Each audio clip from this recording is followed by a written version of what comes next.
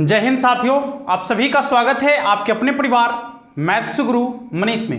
दोस्तों मैं हूं एमके एक्सपर्ट और कल तक हम लोग बात कर लिए थे कि कोई भी फंक्शन इंक्रीजिंग कब होगा और डिक्रीजिंग कब होगा, यानी वर्धमान कब होगा और ह्रासमान कब होगा। तो इसके लिए कॉन्सेप्ट आपको बताए थे, एक बार उस पर पुनः विचार करेंगे हम लोग।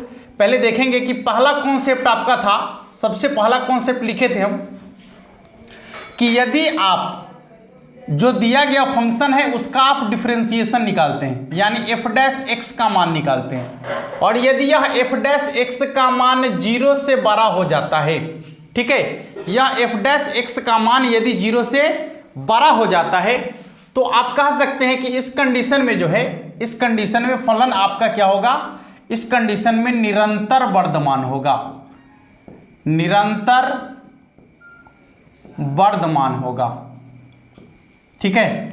दूसरा आपका था कि यदि आप डिफरेंशिएशन निकालते हैं और डिफरेंशिएशन निकालने के बाद यदि, ध्यान से देखिएगा, यदि f डैश x का मान 0 से छोटा हो जाता है, ठीक है, यदि f डैश x का मान 0 से छोटा हो जाता है तो इस कंडीशन में जो है यह क्या होगा, आपका निरंतर ह्रासमान होगा। क्या होगा? निरंतर ह्रासमान। तीसरा कंडीशन इसमें था कि यदि f डैश x का मान 0 के बराबर हो जाए, 0 के बराबर हो जाए तो यह जो होगा आपका क्या होगा, अचर होगा। क्या हो जाएगा? अचर, यानी कांस्टेंट हो जाएगा। ये तीन चीजें हम आपको कल तक बता दिए थे और यही मेन चीज आपका है कि जब आप किसी फंक्शन में परिवर्तन करते हैं और यदि वह परिवर्तन बोले तो f डैश x यानी डिफरेंशिएशन, यदि आप उस फंक्शन में परिवर्तन किए और परिवर्तन करने के बाद यदि उस अंतराल पर जो दिया गया, इसका अंतराल है a से b, ठीक है, a से b, यदि इस अंतराल पर जो आपका फंक्शन है वो 0 से बड़ा मान दे रहा है, ठीक है, यानी यह ऊपर की ओर जा रहा है, यानी बढ़ रहा है, इसका मतलब इंक्रीज हो रहा है, तो ऐसे कंडीशन में निरंतर वर्धमान होगा। और यदि f डैश x का मान 0 से छोटा हो जाए तो निरंतर ह्रासमान होगा, और यदि f डैश x का मान 0 के बराबर हो जाए तो यहां पर आपका क्या होगा, कांस्टेंट होगा, यानी अचर फलन होगा, ठीक है। तो इन चीजों को आप आसानी से समझ चुके होंगे। अब इस पर कुछ एग्जाम्पल हम लोग देखते हैं, थोड़ा सा ध्यान दीजिएगा तो काफी अच्छा कर पाइएगा आप, ठीक है। अभी बहुत सारे हम वीडियो देखते हैं, कभी कभी तो देखते हैं कि एक छोटे से चीज के लिए इतना ज्यादा वक्त ले लिया जाता है बच्चों को, माने एक छोटा सा टॉपिक बताने के लिए पूरा का पूरा एक वीडियो को खत्म कर दिया जाता है। नहीं, बच्चे के पास उतना वक्त नहीं है कि मतलब इतना बड़ा सा आपको बहुत सारी चीजें, आप उसको मेन चीज बताइए, जो मेन थीम है उसको समझाइए बच्चे को, और बच्चा वहां से आसानी से उसको ऑब्जर्व करेगा। यदि उसकी पूरी हिस्ट्री और पूरी मतलब इकोनॉमिक्स और भूगोल आप यदि उसके सामने रख देते हैं तो बच्चे कंफ्यूज हो जाते हैं। इसलिए मेन चीज बच्चों को समझाइए और मेन चीज बताकर उसके ध्यान को एकाग्रचित करने का प्रयास कीजिए, ठीक है। तो चलिए ध्यान से देखते हैं। यदि एक फंक्शन हम यहां पर लेते हैं, मान लीजिए कि fx बराबर एक फंक्शन हमने लिया, fx बराबर x cube minus 3x² plus कितना है 3x और माइनस 100, ठीक है। यही क्वेश्चन है क्या? यही क्वेश्चन है क्या? हाँ चलिए ठीक है, मान लेते हैं यही क्वेश्चन है। यह क्वेश्चन है आपका, और आपसे पूछता है कि यह जो फंक्शन है सभी वास्तविक संख्याओं के लिए यानी ऑल रियल नंबर के लिए क्या इंक्रीजिंग है या ये डिक्रीजिंग है, क्या ये वर्धमान है या फिर ह्रासमान है। समझ में आ रहा है? ठीक है, क्या ये वर्धमान है या फिर ह्रासमान है। चलिए समझते हैं। सबसे पहले हम आपको क्या बोले हैं कि जो फंक्शन आपको दिया गया रहेगा, यानी जो फंक्शन गिवन है, आपको क्या करना है कि सबसे पहले उस फंक्शन का डिफरेंशिएशन कर लेना है। तो चलिए इसका डिफरेंशिएशन कर देते हैं x के सापेक्ष, ठीक है। तो क्या आ जाएगा, f डैश x कितना डिफरेंशिएशन करने आता है आपको, 3x² माइनस 3 दूना 6x अब प्लस 3, ये तो कांस्टेंट है 0 आ जाएगा, यानी इसमें जो आपका f डैश x का मान आएगा वो कितना के बराबर आएगा, ठीक है। तो वो आपका आएगा, देखिए यहां से आप 3 कॉमन ले सकते हैं। 3 कॉमन लेने के बाद कितना हो जाएगा, x square minus 2x plus 1, नहीं x square minus 2x plus 1। अब आप देखिए f डैश x का जो वैल्यू है 3 इंटू, यहां देखिएगा a square minus 2ab plus b square. थोड़ा सा इसको हम डिटेल कर देते हैं, a square minus 2ab plus b square, ठीक है। यानी f डैश x का मान कितना हो गया, 3 इंटू, यहां देखिए a square minus 2ab plus b square, यानी हो जाएगा a माइनस बी का होल स्क्वायर, नहीं होगा a माइनस बी का होल स्क्वायर। तो आ गया f डैश x बराबर 3 इंटू एक्स माइनस 1 का होल स्क्वायर, 3 इंटू कितना, x माइनस 1 का होल स्क्वायर। अब बताओ बाबू कि यदि आप यहां x के जगह पर, एकदम आराम से समझना है, x के जगह पर कोई भी वास्तविक संख्या रखेंगे, कोई भी वास्तविक संख्या रखेंगे, तो क्या यह मान निगेटिव होगा, क्या यह मान 0 से कम होगा? अब सोच कर बताइए। यदि यहां आप 0 रखेंगे तो -1 का स्क्वायर कितना आ जाएगा, 1, 3 से गुना करेंगे तो भी प्लस में आएगा। यहां आप मान लीजिए कि -3 रख देंगे x के जगह पर, तो -3 और -1 यानी -4, और -4 का स्क्वायर करेंगे तो कितना के बराबर होगा, +16 के बराबर। और 16 को 3 से गुना करेंगे तो कितना हो जाएगा, 16 या 48। एक बात याद रखिएगा कि यदि आपका फंक्शन स्क्वायर के रूप में है तो यह कभी संभव नहीं है कि उसका मान माइनस में आ जाए, ठीक है। यदि फंक्शन स्क्वायर के रूप में है तो कभी संभव ही नहीं है कि उसका मान ऋणात्मक हो जाए, क्योंकि किसी भी संख्या का वर्ग कभी ऋणात्मक नहीं हो सकता। तो इसका मान ऋणात्मक नहीं है, यानी यह जो आपका वैल्यू है वो क्या है, 0 से बड़ा है, यानी f डैश x का मान 0 से बड़ा है। f डैश x का मान 0 से बड़ा है, ठीक है। f डैश x का मान 0 से बड़ा है।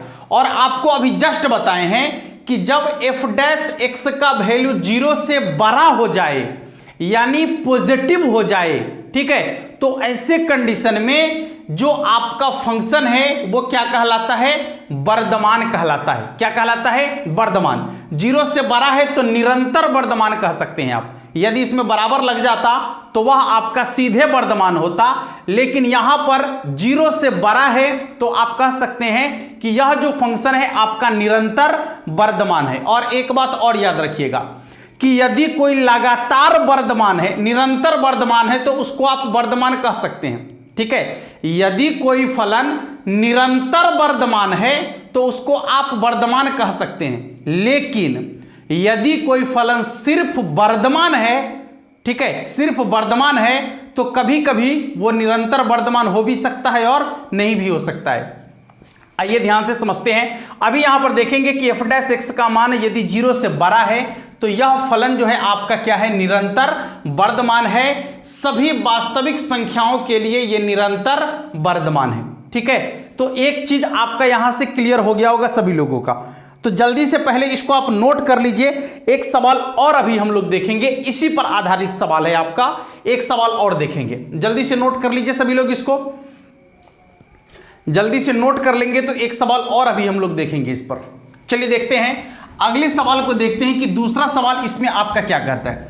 यदि आप सभी लोगों को पसंद आ रहा होगा, समझ में आ रहा होगा, तो वीडियो को शेयर कर दीजिएगा जरूर से जरूर। नहीं, हाँ, एक बार शेयर जरूर कर दीजिएगा। एक और सवाल, जैसे देखिए f x बराबर 3x square minus, sorry, f x बराबर आपका है x cube minus 3x square plus 4x। यहां पर है x cube minus 3x square plus 4x, ठीक है, प्लस 4x, जहां x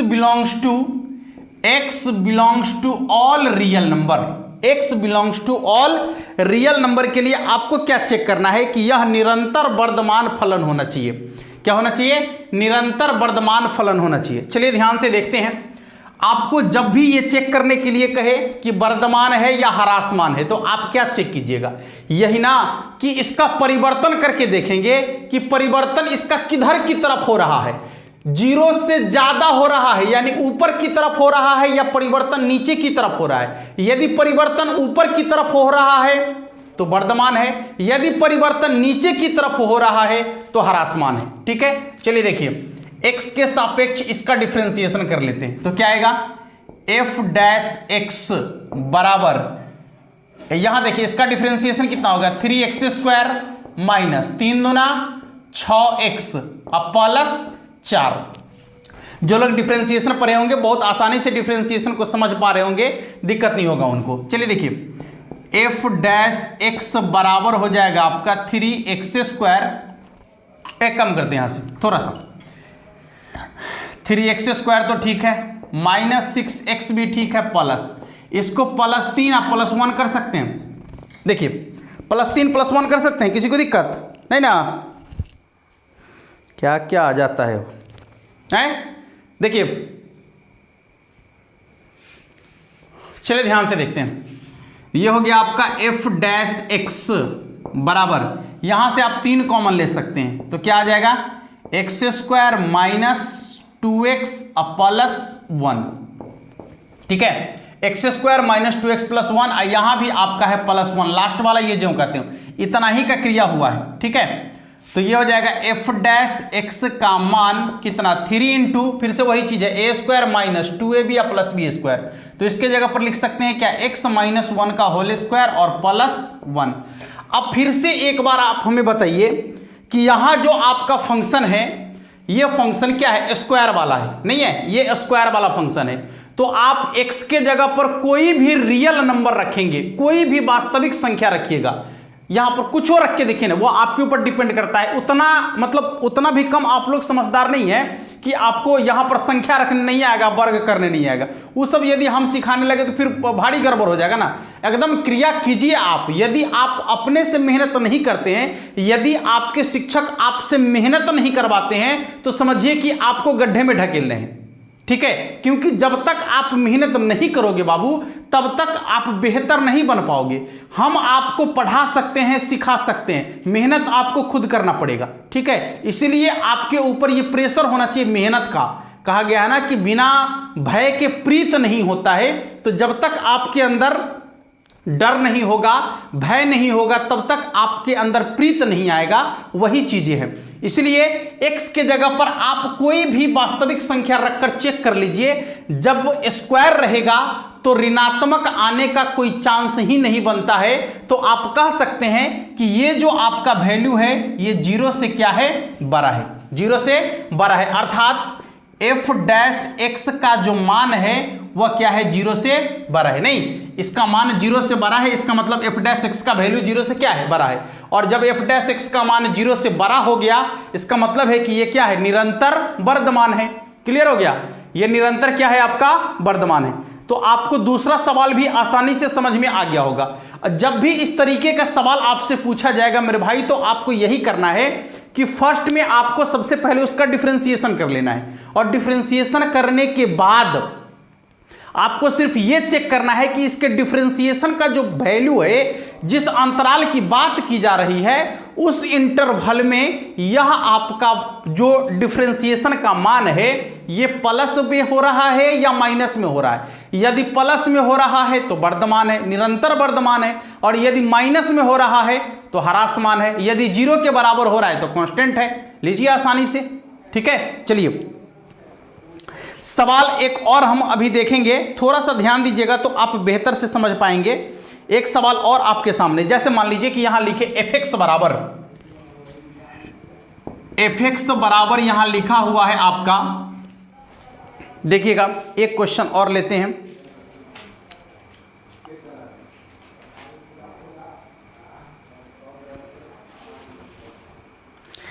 यहां देखिएगा fx बराबर है आपका x² minus 4x plus 6, x² minus 4x plus 6, x² minus 4x plus 6 नहीं, ये सवाल नहीं है, सॉरी ये सवाल नहीं है, ये दूसरा क्वेश्चन है। पहले एक बार मिटा लेते हैं पूरे को अच्छा से।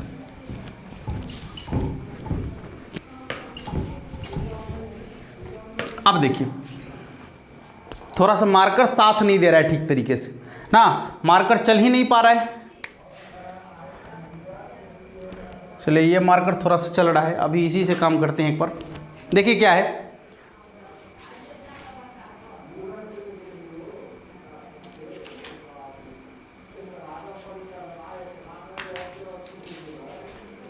देखिए यहां पर आपका फंक्शन है एफ एक्स बराबर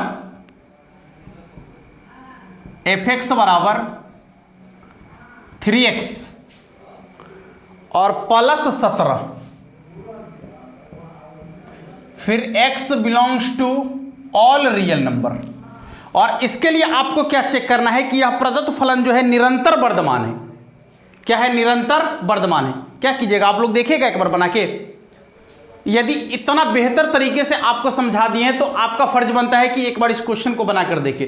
यानी सबसे पहले आपको क्या करना है, इसका डिफरेंशिएशन करना है, और डिफरेंशिएशन करने के बाद आपको यह चेक करना है कि ये जो है आपका प्लस में हो रहा है या माइनस में हो रहा है। ठीक है, यदि प्लस में हो रहा है तो आप समझ सकते हैं कि वो इंक्रीजिंग होगा, और यदि माइनस में हो रहा है तो समझ सकते हैं कि डिक्रीजिंग होगा। बहुत भारी चीज नहीं है चला। जो चीजें आपको भारी बनाता है ना, वो क्या कि इसके बारे में जो इसके नाना कौन है, दादा कौन है, उठ नाना दादा, क्या मतलब है? कोई मतलब नहीं उससे। हम मेन चीज को समझेंगे, मेन पॉइंट को समझेंगे तो सब कुछ आसानी से समझ में आ जाएगा। समझ में आ रहा है? चलिए देखिए, जब हम इसका परिवर्तन करेंगे अर्थात इसका डिफरेंशिएशन करेंगे, आ जाइए बाबू डिफरेंशिएशन कर देते हैं। एफ डैश एक्स बराबर कितना हो जाएगा? 3, इसका 1 हो जाएगा और इसका 0 हो जाएगा, तो 3 + 0 यानी एफ डैश एक्स का मान जो है 3 के बराबर आ गया बाबू। कितना के बराबर आ गया? 3 के बराबर। अच्छा बताइए कि यह 3 जो है 0 से बड़ा है या 0 से छोटा है? आप बताइए, यह 3 जो है 0 से बड़ा है या 0 से छोटा है? तो जाहिर सी बात है कि यह 3 जो है आपका 0 से क्या है? बड़ा है। इसका मतलब एफ डैश एक्स का मान भी जो है वह भी 0 से क्या है? बड़ा है। और जब ये 0 से बड़ा है तो आप क्या कह सकते हैं कि एफ डैश एक्स का वैल्यू 0 से बड़ा है, और जब 0 से बड़ा होता है तो इस कंडीशन में इसका जो है आप क्या कह सकते हैं कि ये आपका वर्धमान है, सॉरी निरंतर वर्धमान है। या क्या है आपका? निरंतर वर्धमान है, निरंतर वर्धमान है। क्लियर हो गया? लिख लीजिए जल्दी जल्दी लिख लीजिए। एक और सवाल, मान लिया जाए कि यहां एफ एक्स बराबर आपका है, थोड़ा सा गौर कीजिएगा, एफ एक्स बराबर क्या है? तो ई के पावर 2x, एफ एक्स बराबर है ई के पावर 2x, जहां x belongs to all real number की बात कर रहा है। x belongs to all real number. इस पर आपसे यह पूछ रहा है कि ये जो है निरंतर वर्धमान है या नहीं। ठीक है, आपको दिखाने के लिए कह रहा है कि ये जो है आपका निरंतर वर्धमान फलन है या नहीं। दिखाइए कि निरंतर वर्धमान है या नहीं। देखिए बड़ी आसान है, आपको जो बातें बताए हैं बस वही काम तो करना है। पहले तो आप इसका डिफरेंशिएशन कर लीजिए। इतना आसान है, इतना आसान है कि बस आपको सिर्फ डिफरेंशिएशन आना चाहिए और फिर एक्स वाई का मान रखने आना चाहिए, तनी जोर घटाव आना चाहिए। गणित तो आप बनाएंगे, 100% बनाएंगे। ठीक ना? हाँ, बहुत बड़ा चीज नहीं है, बहुत सिंपल चीजें हैं। देखिए, तो जब आप इसका डिफरेंशिएशन करोगे बाबू तो एफ डैश एक्स क्या आ जाएगा? ई के पावर 2x इंटू 2। डिफरेंशिएशन में हम आपको बता दिए हैं कि ई के पावर x का डिफरेंशिएशन ई के पावर x होता है, लेकिन x के साथ जो कांस्टेंट होता है वो आगे गुना में आ जाता है। ये डायरेक्ट डिफरेंशिएशन हम कर रहे हैं। ठीक है, और आपको वहां पर कॉन्सेप्ट भी बता दिए हैं ऑब्जेक्टिव तरीके से क्वेश्चन को बनाने का, तो यहां पर हमने कर लिया। अब आप बताइए कि x के जगह पर यहां जो x आपको दिख रहा है, x के स्थान पर यहां पर क्या पूछ रहा है आपसे? हाँ, x के स्थान पर यदि आप कोई भी वास्तविक संख्या रखते हैं, कोई भी वास्तविक संख्या रखते हैं x के स्थान पर, तो क्या यह ऋणात्मक संभव है? जल्दी बता दीजिए आप लोग, क्या यह ऋणात्मक संभव है? जल्दी, क्या यह ऋणात्मक संभव है? e के पावर 2x है यहां पर, 2 इंटू ई के पावर 2x, 2 इंटू ई के पावर 2x। क्या यह ऋणात्मक संभव है? जल्दी, क्या यह ऋणात्मक संभव है? बिल्कुल संभव नहीं है। ठीक ना, बिल्कुल संभव नहीं है। अर्थात ये जो है आपका 0 से क्या है? बड़ा है, 0 से क्या है बड़ा है। और जब 0 से बड़ा है तो क्या कर सकते हैं कि f डैश x का मान 0 से बड़ा है, और जब f डैश x का मान 0 से बड़ा है तो x के सभी मानों के लिए कौन सा फलन है आपका, निरंतर वर्धमान है। ऑल इज वेल, निरंतर वर्धमान है। ठीक है, समझ में आ गया सभी लोग को। आइए कुछ और सवाल करते हैं, बड़ा मजा आ रहा है, आप लोग को भी मजा आ रहा होगा और बहुत बेहतरीन तरीके से हम लोग पूरा सीखेंगे। आपको हमेशा याद रखना है बस इतना ही चीज कि जब भी निरंतर वर्धमान, निरंतर ह्रासमान की बात करेगा, आप सिर्फ और सिर्फ उसका डिफरेंशिएशन कीजिएगा, और डिफरेंशिएशन करने के बाद यदि उसका मान जो है उस अंतराल पर 0 से बड़ा हो रहा है निरंतर वर्धमान, 0 से छोटा हो रहा है निरंतर ह्रासमान, यदि 0 के बराबर हो रहा है अचर फलन कांस्टेंट। आ जाइए बाबू, देखिए यहां पर एक सवाल आपका है कि यहां लिखा हुआ है f(x) बराबर, देखिए f(x) बराबर है, f(x) बराबर है sin x, f(x) बराबर क्या है sin x। अच्छा दिख रहा है या नहीं दिख रहा है, ठीक से दिख रहा है, थोड़ा सा पतला दिख रहा है, यही ना, चलिए कोई बात नहीं है, पतला दिख रहा है तो कोई बात नहीं है, वरना नहीं दिख रहा है तब दिक्कत है, लेकिन जब दिख रहा है तो कोई दिक्कत नहीं है।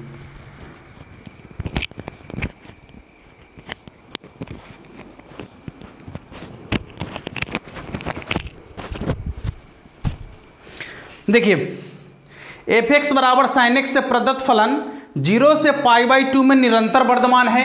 देखिएगा यहां पर a में क्या लिखा हुआ है कि 0 से π/2 में, 0 से π/2 के बीच इस पर जो है यह निरंतर वर्धमान है, निरंतर वर्धमान है।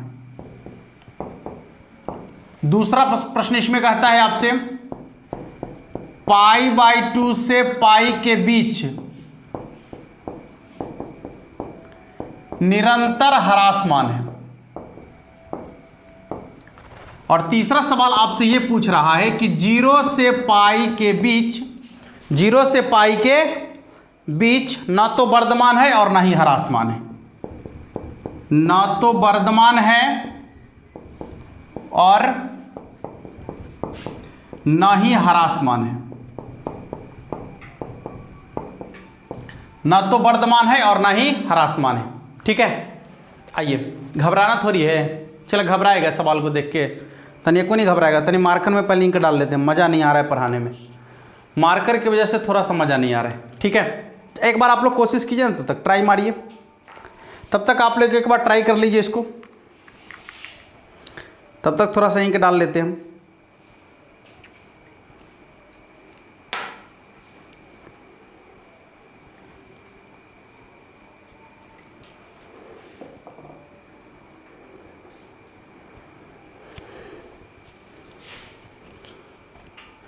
जल्दी से ट्राई कर लीजिए एक बार।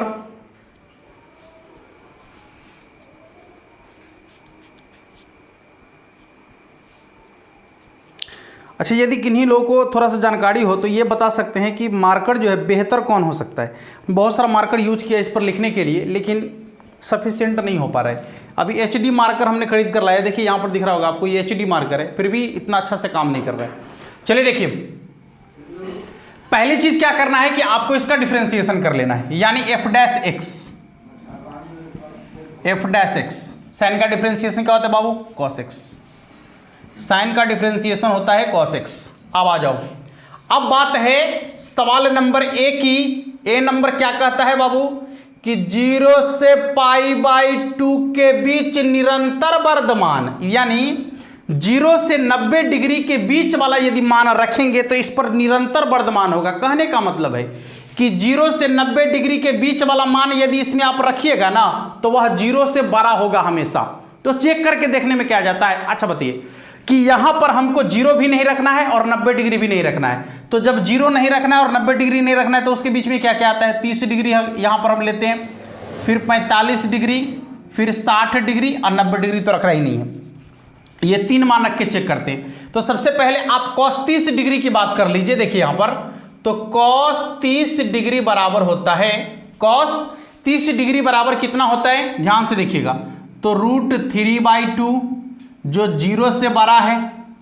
ठीक है, इसके बाद दूसरा 45 डिग्री, तो cos 45 डिग्री बराबर कितना होता है, तो 1/√2 जो 0 से बड़ा है, और इसके बाद है cos 60 डिग्री, तो cos 60 डिग्री का मान 1/2 के बराबर होता है जो 0 से बड़ा है। कहने का मतलब है कि जिस अंतराल की बात यहां पर किया जा रहा है कि 0 से π/2 यानी 0 से लेकर 90 के बीच में जो है cos x का मान यदि चेक किया गया तो पता चला कि वह हमेशा 0 से क्या है, बड़ा है। यानी यह f' का मान जो है 0 से π/2 के बीच में हमेशा f' का मान 0 से बड़ा है, जहां x बिलोंग्स टू क्या, 0 से π/2 ना, 0 से π/2, ठीक है। यानी 0 से π/2 के बीच में जो ये x का cos x का वैल्यू है वो हमेशा 0 से क्या है, बड़ा है। तो अब कह सकते हैं ना कि जब f' का मान 0 से बड़ा हो गया, इसका मतलब है कि निरंतर क्या है, वर्धमान है। तो आप कह सकते हैं कि यह निरंतर वर्धमान है, निरंतर वर्धमान है। क्लियर है, निरंतर वर्धमान है। अच्छा, दूसरा कॉन्सेप्ट यहां पर क्या कह रहा है कि f' का मान तो अभी हम निकाले हैं cos x के बराबर, और दूसरा चीज यहां पर कहता है कि हमको चेक करना है π/2 से पाई के बीच में। यानी सवाल नंबर दूसरा कहता है कि π/2 से पाई के बीच चेक करके देखिए, कोई बात नहीं है। तो सबसे पहले π/2 से पाई के बीच में कितना कितना, यानी 90 डिग्री से ज्यादा, ठीक है। तो 90 डिग्री से ज्यादा यदि हम चलते हैं तो सबसे पहली चीज जो होगा वो ये होगा कि 90 से ज्यादा कितना होगा, तो 120 डिग्री। सबसे पहले 120 डिग्री, थोड़ा सा ध्यान से देखिएगा, 120, और 120 के बाद आपका आएगा 135 डिग्री, और 135 डिग्री के बाद 150 डिग्री, जिसका मान अभी हम निकाल सकते हैं, हम वही चीज यहां पर रख रहे हैं 150, और 150 के बाद 180 होगा जो आपको रखना ही नहीं है। यानी 90 डिग्री से लेकर 180 डिग्री के बीच वाला आपको मान रखना है, कोई बात नहीं। अब यहां देखिए कि cos 120 डिग्री का मान कितना के बराबर होगा, cos 120 डिग्री का मान कितना के बराबर होगा। बहुत सिंपल है cos 120 डिग्री का मान निकालना, ध्यान से देखिएगा। इसको आप लिख सकते हैं cos 180 डिग्री माइनस 60 डिग्री, ठीक है। cos 180 डिग्री माइनस 60 डिग्री, और cos 180 माइनस 60 यानी आपका हो गया किस चतुर्थांश में, 180 से कम यदि रहेगा तो द्वितीय चतुर्थांश में, 180 से कम रहेगा तो द्वितीय चतुर्थांश में, और द्वितीय चतुर्थांश में जो है आपको साइन और कौशिक को प्लस में रखा गया है, बाकी सबको माइनस में रखना है। तो इसका हो जाएगा आपका minus cos 60 degree. cos 60 degree का मान 1/2 के बराबर है, इसलिए इसका आपका हो जाएगा माइनस 1/2। cos 60 डिग्री का मान 1/2 के बराबर है, इसलिए इसका मान कितना के बराबर हो जाएगा, माइनस 1/2 के बराबर हो जाएगा। अच्छा, 135 की बात कर लेते हैं, cos 135 डिग्री, ये सब आप लोग को बहुत पहले से मालूम है, ठीक है। फिर भी एक बार देखिए, cos 180 डिग्री माइनस 45 डिग्री, ठीक है। तो 180 माइनस 45 यानी कितना हो जाएगा, माइनस cos 45 डिग्री, यानी आ जाएगा आपका माइनस 1/√2 के बराबर। यह भी आपका जो है ये जो मान है वो क्या है, 0 से छोटा है, नहीं 0 से छोटा, और ये भी क्या है, 0 से छोटा है। एक और 150 डिग्री है ना, तो यहां पर लिखेंगे cos 150 डिग्री, इसको लिख सकते हैं आप cos 180 डिग्री माइनस 30 डिग्री, यानी आ जाएगा आपका माइनस cos 30 डिग्री।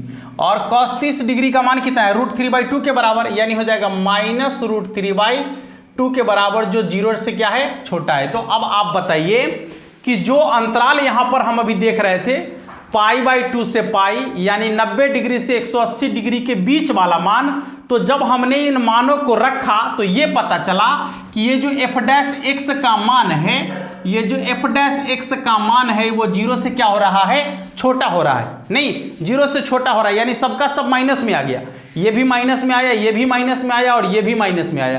तो जब 0 से छोटा है तो क्या कह सकते हैं कि f' का मान 0 से छोटा होने का मतलब ही है कि यह आपका जो है निरंतर क्या है, ह्रास मान है। क्लियर है, निरंतर ह्रास मान है। अब दूसरी चीज, सॉरी यहां पर तीसरी चीज क्या कह रहा है, सी नंबर समझने की चीज है। सी नंबर क्या कह रहा है कि 0 से π/2 नहीं, यहां पर पाई होना चाहिए, 0 से पाई के बीच ना तो वर्धमान है और ना ही ह्रास मान है। तो आप यहीं से निकाल सकते हैं, समझिए ठीक से।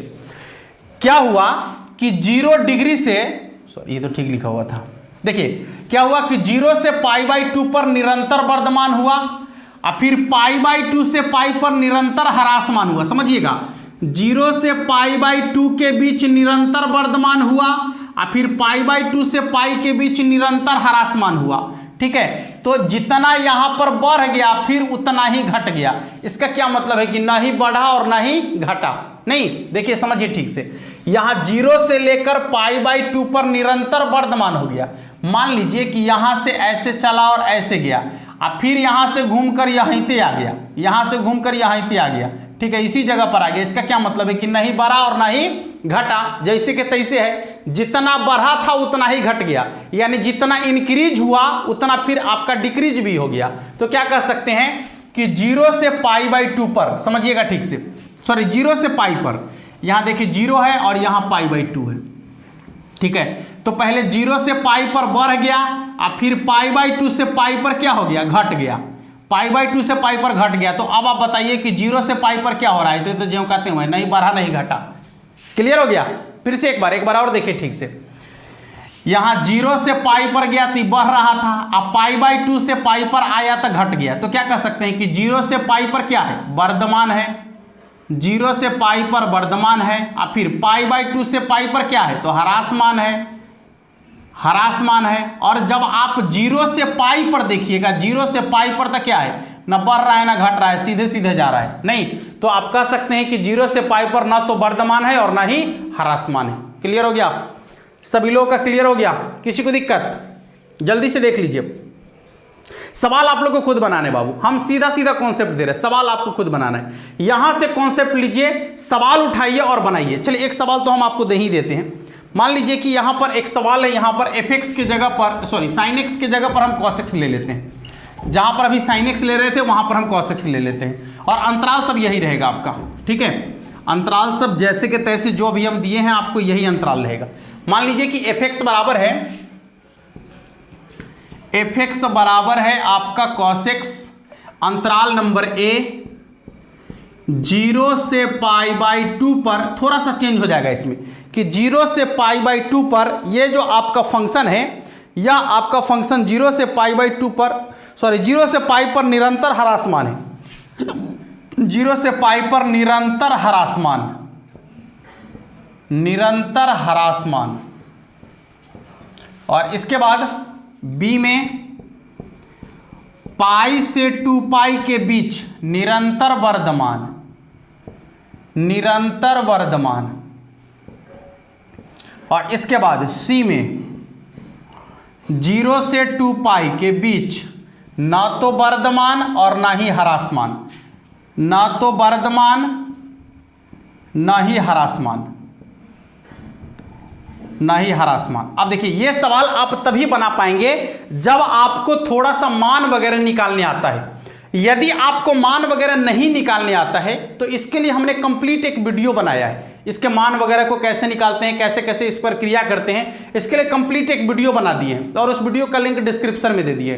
दूसरी चीज कि इसका जो बेसिक कॉन्सेप्ट है, इसका जो बेसिक कॉन्सेप्ट वाला वीडियो है, उस वीडियो का लिंक भी डिस्क्रिप्शन में दिया गया है। आप सबसे पहले इसके बेसिक कॉन्सेप्ट वाला वीडियो को देखिएगा, और उसके बाद आप इस वीडियो को देखिएगा तो आपको बेहतर तरीके से समझ में आएगा, क्योंकि बेसिक कॉन्सेप्ट वहां पर दिया गया है। यहां पर तो अभी हम लोग केवल सवाल कर रहे थे। तो आशा करते हैं कि आप ये क्वेश्चन जरूर बना लीजिएगा, ये वाला सवाल, ये वाला सवाल आप जरूर बना लीजिएगा। और इसके बाद कल हम लोग बढ़ेंगे इससे आगे और इसके अगले कॉन्सेप्ट को देखेंगे। 2 से 3 क्लास होगा, ये पूरा आपका खत्म हो जाएगा, और धीरे धीरे ऐसे ही आगे बढ़ते रहेंगे यदि आपका ऐसे ही सपोर्ट बना रहा तो। ठीक है दोस्तों, फिर मिलेंगे अगले वीडियो में, तब तक के लिए जय हिंद।